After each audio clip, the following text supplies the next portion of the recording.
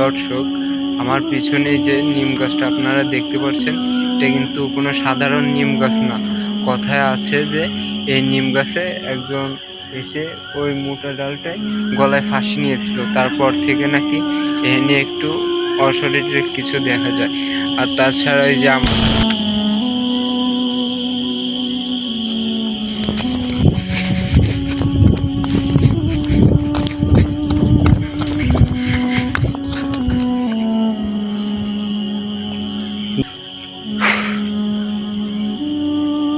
কিছু একটা পড়ার শব্দ ছিল।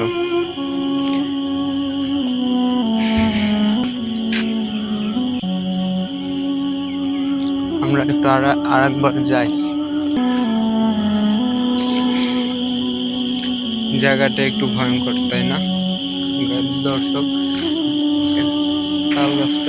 তাল গাছটা থেকে এখনই কি যেন একটা পড়ছে।